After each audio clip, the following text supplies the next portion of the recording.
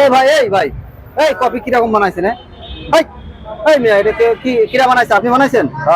এই ভাই দেখেন, এই যে কফি বানাইছে, এত সুন্দর কফি আসলে আমি খাই নাই। হ্যাঁ, খুব সুন্দর হয়েছে, তো ভালো লাগছে। আপনি আবার কিছু মনে করেন না। আমি তো ভাই ডরাই গেছিলাম। উনি ডরাই গেছিল না, আসলে ভালো লাগছে। আমি কিন্তু আমি একটা লোক যে খাওয়ার বিষয় আপনি হয়তো জানেন না, সব সময় সত্য কথা বলি, সব সময়।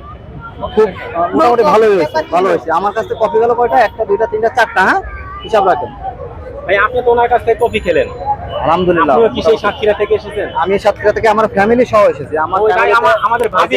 হ্যাঁ। আসসালামু আলাইকুম ভাবি, ভালো আছেন? এই যে এই আরেকটা দিছেন আমাদেরকে, এখানে দিছেন।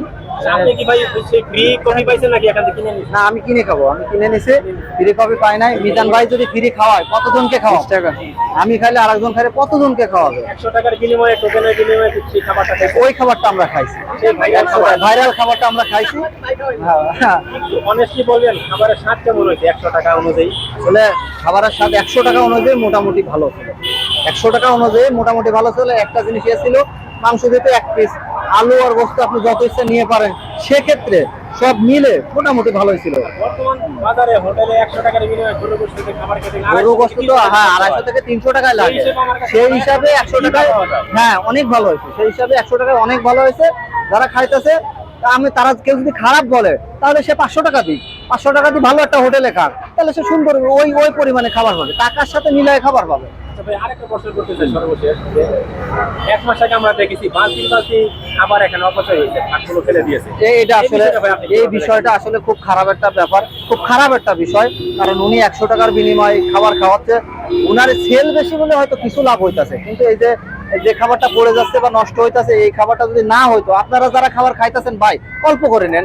উনি তো বারবার বলতেছে যে আপনি 20 বার 27 বার নিতে পারবেন, ভাত, আলু এবং ঝোল যতবার এসে নিতে পারবেন, তাহলে কেন আপনারা নষ্ট করতেছেন? এই খাবারগুলো ফেলে দিয়েছে, 50 জন রিকশাওয়ালা ফ্রি খাইতে পারতো। মিজান ভাই কিন্তু সেই মেহনতি মানুষদের জন্য এই খাওয়াটা, মিজান ভাই কিন্তু একটা গুণ আছে, শুধু টাকার বিনিময় না, অনেক রিকশাওয়ালা আছে যারা গরিব মানুষ আছে, তাদেরকে ফ্রিও খাওয়ায়। খাবারগুলো যদি বেঁচে থাকতো তাহলে অনেকেরই ফ্রি খাওয়াতে পারতো না। আপনারা যারা খাবার খাইবেন অবশ্যই একটু দেখে শুনে খাইবেন, অল্প করে নেবেন, আবার লাগলে পরে নেবেন।